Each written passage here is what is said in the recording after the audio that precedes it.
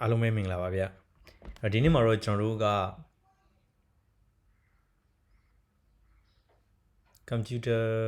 တွေနဲ့ပတ်သက်ပြီးတော့နောက်ထပ်သင်ခန်းစာလေးတစ်ပုဒ်ကိုဆက်ပြီးတော့ဆွေးနွေးသွားမှာဖြစ်ပါတယ်အဲ့တော့ကျွန်တော်တို့တွေ Google မှာ computer လို့ရှာကြည့်လိုက်ရင် computer ပုံနေเนาะစာတွေဖော်ပြတာတွေအများကြီးပဲတွေ့ရမယ်ပေါ့လေเนาะအဲ့တော့အဲ့ဒီမှာအဓိကကျွန်တော်ဒီနေ့ပြောချင်တဲ့အကြောင်းအရာကဘာလဲဆိုရင်အဲ့ဒီ computer တွေမှာပါတဲ့အစိတ်အပိုင်းတွေဖြစ်ပါတယ်အဲ့တော့ computer ဆိုတာကတန်တုံးတန်ခဲကြီးမဟုတ်ပါဘူးသူ့မှာသက်ဆိုင်ရာအစိတ်အပိုင်းတွေအကုန်လုံးကိုသူ့နေရာနဲ့သူပေါင်းဆက်ထည့်သွင်းထားရပါတယ်ဆိုတော့အဲ့ဒါကွန်ပျူတာရဲ့အစိတ်အပိုင်းတွေပေါ့เนาะအဲ့တော့ကွန်ပျူတာရဲ့အစိတ်အပိုင်းတွေကိုကျွန်တော်တို့ကခြုံပြီးပြောတဲ့အခါမှာအဓိကအားဖြင့်အပိုင်းနှစ်ပိုင်းရှိပါတယ် software နဲ့ hardware ပေါ့เนาะအဲ့တော့ hardware ဆိုတာဘာလဲကွန်ပျူတာတစ်လုံးရဲ့အဓိကအကြဆုံးအစိတ်ပိုင်းနှစ်မျိုးထဲမှာ software နဲ့ hardware ပေါ့เนาะခြုံပြောလိုက်ရင်အဲ့နှစ်မျိုးရတယ်ဆိုတော့ hardware ဆိုတာအင်္ဂလိပ်လို hack ဆိုတာကမာကျောတယ်လို့အဓိပ္ပာယ်ရတယ်အဲ့တော့ hardware ဆိုတာဘာလဲဆိုတော့เนาะလက်နဲ့ထိတွေ့ကင်တွယ်လို့ရတဲ့အပိုင်းเนาะအဲ့ဒါတွေပေါ့ဟုတ်ပြီเนาะဆိုတော့လက်နဲ့ထိတွေ့ကင်တွယ်လို့ရတဲ့အပိုင်းတွေဆိုတော့ကျွန်တော်တို့ဘာတွေပါမလဲအဲ့ဒီမှာเนาะကြည့်မယ်ဆိုလို့ရှိရင်ကျွန်တော်တို့ဒါမြင်တာပါတယ်เนาะအဲ့တော့ကွန်ပျူတာရဲ့ system ဘုံတွေပါမယ် screen တွေပါမယ်ပြီးတော့ကျွန်တော်တို့စာရိုက်တဲ့ keyboard တွေ mouse တွေပါမယ်အဲ့တော့အဲ့ကွန်ပျူတာဘုံထဲမှာထည့်သွင်းထားတဲ့အစိတ်ပိုင်းတစ်ခုချင်းစီဟာဖြုတ်လို့ရကင်တွယ်လို့ရတာဖြစ်တဲ့အတွက်အဲ့ဒါတွေအကုန်လုံးက hardware တွေဖြစ်ပါတယ်ဟုတ်ပြီနော်အဲ့တော့ကျွန်တော်တို့ရှေ့မှာအခုသင်ခန်းစာကိုကြည့်နေတဲ့ screen ဆိုရင်လေဖုန်းပဲဖြစ်ဖြစ်ကွန်ပျူတာပဲဖြစ်ဖြစ်ကင်ကြည့်လို့ရတယ်နော်ဖုန်းလည်းတကယ်တော့ကွန်ပျူတာအမျိုးအစားတွေမှာပါပါတယ်အဲ့တော့ကင်ကြည့်လို့ရတာဖြစ်တဲ့အတွက်အဲ့ဒါတွေအကုန်လုံးက hardware တွေဖြစ်ပါတယ်ကျွန်တော်တို့ဖုန်းမှာပါတဲ့ကင်မရာဒါလည်း hardware တွေပါပဲဆိုတော့လက်နဲ့ထိတွေ့ကင်တွယ်လို့ရတဲ့အရာတိုင်းကို hardware တွေလို့အကြမ်းမြင်ပြောလို့ရပါတယ်ဟုတ်ပြီအဲ့ဒါဆိုလို့ရှိရင်နော်ကျွန်တော်တို့လူတွေရဲ့ကွန်ပျူတာဆိုတာလူတွေပုံမှာအတူခိုးပြီးတော့ဖန်တီးထားတယ်လို့ပြောတယ်အဲ့တော့လူမှာဆိုရင် hardware ကဘာတွေရှိမလဲဒါရှင်းပါတယ်เนาะအဲ့တော့ကျွန်တော်တို့ရဲ့ခန္ဓာကိုယ်တစ်ခုလုံးက hardware တွေပါပဲလက်တွေခြေထောက်တွေเนาะအုံနောက်တွေအသားတွေအကြောတွေအယိုးတွေเนาะဒါတွေအကုန်လုံးက hardware တွေပါပဲအဲ့တော့ software ဆိုတာဘာလဲ software ဆိုတာကတော့ soft ဆိုတာနူးညံ့တယ်ထိတွေ့ကင်တွယ်လို့မရဘူးပေါ့နော်အဲ့တော့ပြောချင်တာက software ဆိုတာကမျက်စိနဲ့တော့မြင်ချင်းမြင်ရမယ်လက်နဲ့ကင်တွယ်လို့မရတဲ့အစိတ်ပိုင်းတွေပေါ့အဲ့ဒါတွေကို software လို့ခေါ်တယ်ဟုတ်ပြီနော်အဲ့တော့ဥပမာကျွန်တော်တို့ဖုန်း screen ပေါ်မှာ Facebook သုံးတယ်ဖုန်း screen ကြီးကိုကျွန်တော်တို့လက်နဲ့ထိတွေ့ကင်တွယ်လို့ရတယ်နော်ဒါပေမဲ့ကျွန်တော်တို့အဲ့အထဲတွေကFacebook ဆိုတဲ့ software ကြီးကိုလက်နဲ့ထိတွေ့ကင်တွယ်လို့မရဘူးအဲ့ဒီ Facebook ဆိုတဲ့ application ကြီးကိုကျွန်တော်တို့က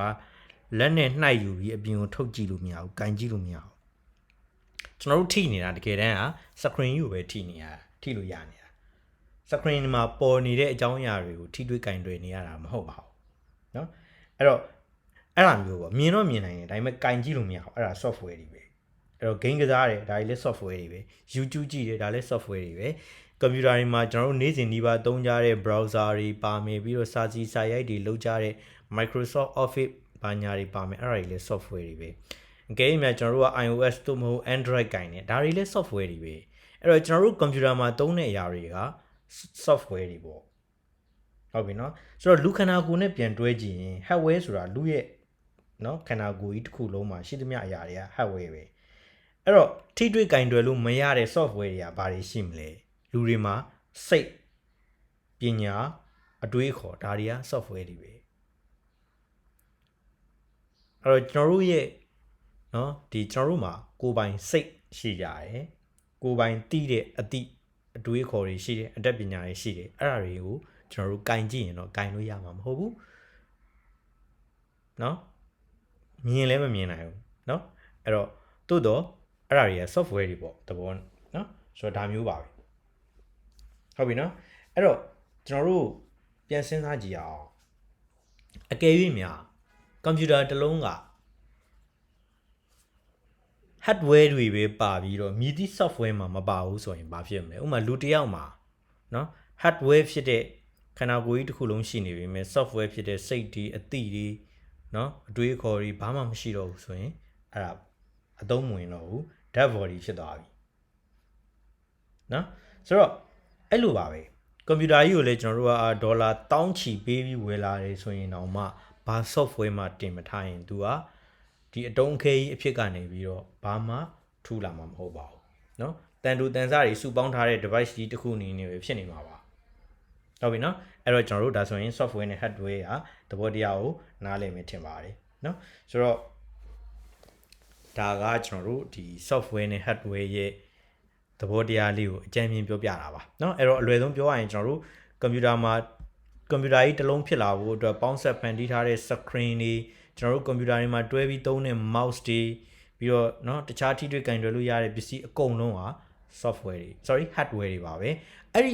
hardware တွေပေါ်မှာကျွန်တော်တို့လုပ်ချင်တဲ့အလုပ်တွေလုပ်နိုင်ဖို့အတွက်ကိုဖော်ပြပေးဖို့အတွက်ကူညီပေးတဲ့เนาะအသုံးချပစ္စည်းတွေက software တွေဖြစ်ပါတယ်ဆိုလိုတာကเนาะ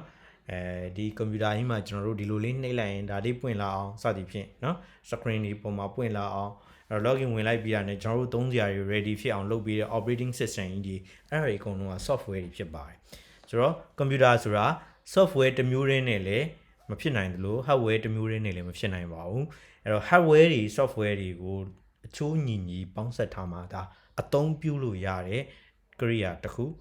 ဖြစ်လာပါတယ်ဆိုတော့ဒီသင်ခန်းစာက software နဲ့ hardware တွေအကြောင်းကိုအဓိကပြောပြလိုရင်းတာဖြစ်ပါတယ်ဗျနောက်ထပ်သင်ခန်းစာမှာကျွန်တော်တို့ကွန်ပျူတာတွေရဲ့အမျိုးအစားတွေကိုဆက်ပြီးတော့ဆွေးနွေးရအောင်ပါ thank you